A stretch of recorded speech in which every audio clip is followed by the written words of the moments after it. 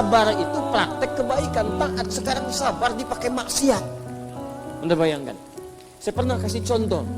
3 orang pencuri itu. 1 pimpinannya, 2 trainer seniornya. Yang pertama baru daftar. Ini maling baru. Pengen nyuri motor. Yang baru praktek tuh diamatin sama trainer sama bos dari jauh. Ya kecepatan cuma sedetik, ya 3 detik belum selesai, 3 detik. Susah nih bos. Sabar, terusin. Sabar Anda bayangin.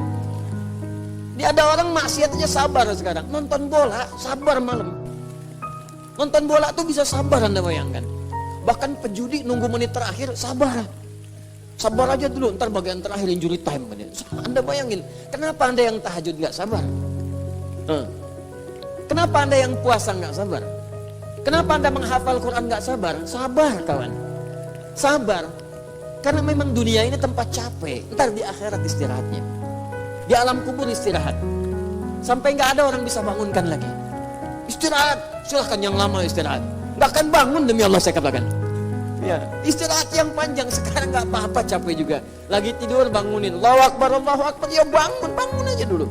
Bangun dulu aja.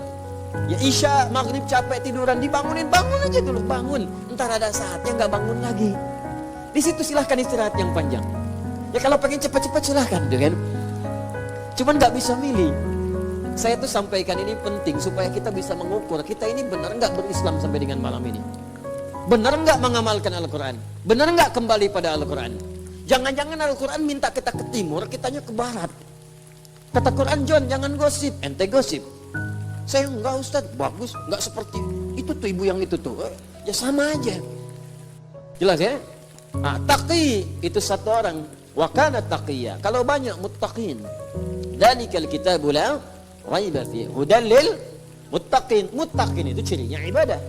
Alladzina yu'minuna bil ghaib wa yuqimuna as-shalah wa mimma razaqnahum yunfiqun. Infak ibadah, salat ibadah. Nah, rumus ibadah itu ibadah bagian dari takwa. Takwa itu rahasianya di antaranya dalam Al-Qur'an itu wasilah untuk memohon kepada Allah agar mengabulkan apa yang kita mohonkan. Itu rumus. Tadi rumusnya di Al-Maidah ayat ke-35. Ya ayyuhalladzina amanu, hai orang-orang telah beriman kepada Allah, ittaqullah, coba kamu tingkatin tuh takwanya. Deketin Allahnya. Anda pengen harta, yang punya harta itu Allah, karena itu disebut Ar-Razzaq. Kenapa Anda enggak dekati Allah yang punya harta itu? Anda pengen ilmu, yang punya ilmu Allah Al-Alim. Kenapa enggak Anda dekati Allahnya yang punya ilmu? Kan rumusnya begitu. Orang yang punya kita dekati supaya dapat bagian dari apa yang ia punya. Allah punya segalanya, dekati pemiliknya supaya ia membuka kepada Anda segala pintu kemudahan dia. Bagaimana jalan mendekat kepada Allah? Ittaqullah, tingkatkan takwa ibadah. Makanya orang dulu itu banyak yang ibadah, pasca ibadah dia memohon kepada Allah. Bahkan saat sedang ibadah minta. Itu Nabi Zakaria kan punya anak Yahya, minta dalam ibadah. Belum selesai ibadah udah dikabul. Quran surah ke berapa? 3 ayat ke 38. Minta keturunan dalam sholat. Anda bayangkan. Ya hunalika da'a Zakaria rabbah. Di mihrab itu Nabi Zakaria bermohon kepada Allah Rabbnya. Qala rabbi habli min ladunka dzurriyyatan thayyibah innaka sami'ud du'a. Ya Allah, mereka berkata aku enggak mungkin punya keturunan karena mereka melihat istriku punya keterbatasan. Secara klinis dia sudah menopause, secara medis dia divonis mandul. Kata manusia yang tidak mungkin. Tapi hamba percaya engkau pemberi yang tak punya batas. Sifat Allah namanya Wahhab, pemberi tanpa batas. Minta dengan amr lit talab, memohon. Habli, mohon ya Allah, anugerahkan kepadaku dari sifatmu yang tak punya batas. Dzurriyyatan thayyibah min ladunka, dari sisimu saja. Saya percaya kepadamu, orang lain sudah enggak saya dengar ya Allah. Itu rumus dari Quran. Kalau ada orang menghukumi Anda dengan sesuatu terbatas, ini udah nggak bisa Pak, ini nggak mungkin Pak, ini mustahil Bu. Kalau ada kalimat itu tanda pertama dari Allah. Tinggalkan pendapat manusia, segera cari amalan mendekat kepada Allah, karena Allah memberi kabar gembira ingin mengabulkan langsung kepada Anda tanpa perantara manusia. Itu cara bacanya. Cuma mesti yakin, karena kaidahnya dibuat dengan la raiba fi. Kalau Anda nggak yakin, sedikit aja ragu, nggak akan dapat. Mesti yakin, full keyakinan dalam hati kita. Full keyakinan. Kalau sudah full, dapat. Makanya ketika Nabi Zakaria memohon dengan penuh keyakinan dalam salatnya, innaka sami'ud du'a. Engkau pasti pakai inna itu. Inna itu kan kalau di ilmu nahwu kita ngaji, inna harfu nasbin wa tawqidin tansibul isma wa tarfa'ul khabara mabniun 'alal fathi la mahalla lahu min al-i'rabi. Paham? Tidak. Nah. Inna harfu nasbin wa tawqidin. Inna itu huruf yang menunjukkan makna nasab. Nasab itu kalau harakat fathah harakatnya. Tapi di ilmu bahasa nasab itu menancapkan sesuatu dengan kuat. Nasabar rajulu asahu 'alal ardi. Seorang menancapkan tongkatnya dengan kuat di tanah. Bum. Sehingga sulit untuk dicabut. Sulit. Nasaba namanya. Jadi kalau ada kalimat dibuka dengan inna, itu mesti tancapkan dalam hati kita dengan kuat. Jangan ragu. Makanya orang Arab kalau ingin meyakinkan sesuatu pakai inna di depannya. Ya. Huwa ya'ti hadzal masa. Orang itu akan datang sore ini. Ah, masa? Gimana? Innahu ya'ti hadzal masa. Saya yakin dia akan datang sekarang. Ya. Uhibbu. Aku mencintaimu sayang. Gombal. Inni uhibbuk ya Inna. Sungguh Inna, aku mencintaimu. Namanya Inna misalnya. Ya. Inna, inni, sungguh aku. Inni uhibbuk ya Ummi. Saya mencintaimu ibu.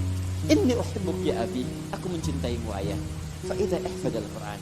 Kalau kau cinta denganku ya anakku, hafalkan Quran supaya kau berikan mahkota padaku di hari kiamat.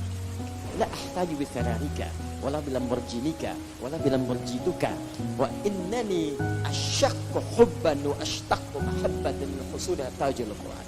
Sungguh aku tak butuh dengan Ferrarimu. Sungguh aku tidak butuh dengan Lamborghinimu, juga Lamborghinimu. Yang aku inginkan engkau berikan mahkota dengan tanganmu yang aku rawat sejak kecilmu di hari kiamat saat aku kembali kepada Rabb kita semua. Katakan itu dalam setiap mau tidur, bisikan di telinga, sehingga itu terdiam dalam benaknya dan masuk ke dalam jiwanya, dan Anda akan merasakan kebahagiaan tertinggi bahkan sejak dia menghatamkan Al-Quran sebelum Anda berpulang kepada pencipta kita Allah Subhanahu wa Ta'ala. Sujud dan syukur. Tapi saya lihat, saya sering terharu kalau lihat anak-anak sedang karantina selesai, ibunya datang, bapaknya datang, semangat syukur. Di situ ada yang telepon, yang nangis, dan macam-macam. Itu baru di dunia, apalagi di akhirat. Itu di akhirat. Muliakan diri Anda dengan kemuliaan dari Allah Subhanahu wa Ta'ala. Wabtaghu ilaihil wasilah. Cari wasilah dengan takwa. Saya sering dapatkan nih banyak kertas masuk. Mungkin ribuan kertas masuk itu. Masuk. Masalah semua. Jadi, ya saya ini memang objek masalah.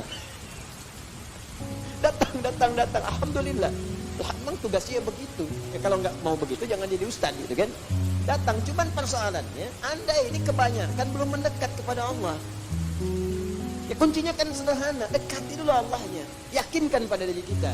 Salah satunya apa? Dengan ibadah. Makanya ibadahnya maksimalkan. Begitu maksimal, pasca ibadah doa, biasakan berdoa. Doa. Nabi itu berdoa. Pasca sholat itu berdoa. Allahumma inni as'aluka ilman nafi'a wa rizqan thayyiban wa 'amalan mutaqabbala. Doa. Habis zikir, doa. Kalau sedang gelisah, doa. Minimal sebut nama Allah. Kata Allah, fadhkuruni.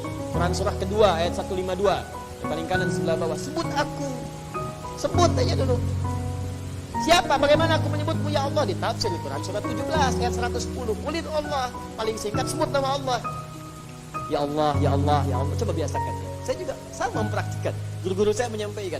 Kalau sedang dibisikin pikiran buruk, orang maksiat mau tobat, ada pikiran-pikiran buruk, dorongan-dorongan keburukan, prasangka buruk, ingin berbuat maksiat, sebut dalam hati kita, latihan. Ya Allah, ya Allah, ya Allah, ya Allah, ya Allah, ya Allah. Yal Qahar, Yal Qahar, Yal Qahar, Yal Qahar 181 kali. Nah, itu zikir tuh. Ada ijazahnya tuh, ya. Ya Allah, ya Allah, ya Allah, ya Allah, Yal Qahar, Yal Qahar, Yal Qahar 181 kali. Kita sampai zikir itu menguasai hati kita. Kalau sudah menguasai hati ini, maksiat akan keluar.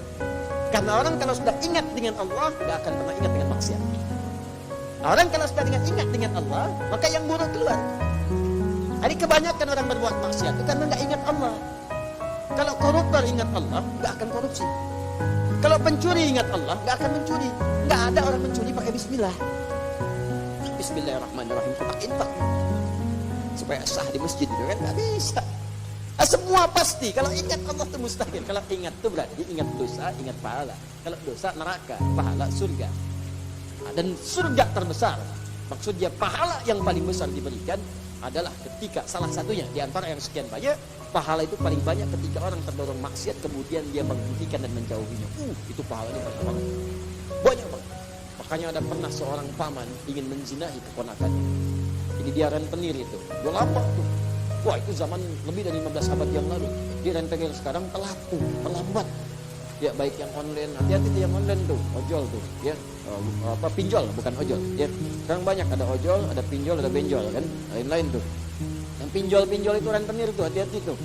Ya, saya sedang ngobrol itu saya lihat itu sampai sekarang 4 triliun. Anda bayangkan tuh yang terjebak dengan itu, hati-hati.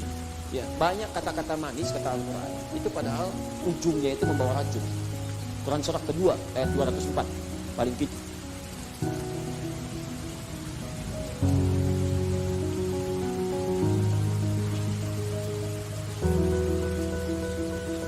Khisam, Anda akan temukan sebagian dari manusia kalau berbicara kata-katanya cantik, kalimatnya menarik, kalau iklan itu begitu memikat hati, ya ajakan-ajakannya bagus, wa yusyhidullaha ala ma fi qalbi, sebagian bahkan ada yang menyebut-nyebut Allah, orang dibelar potong-potong ayat Al-Quran, ada yang bawa hadis tapi maknanya diselewengkan, bikin tulisan-tulisan ilmiah, kan? Karya ilmiah tapi isinya menyelewengkan makna-makna firman Allah. Hati-hati.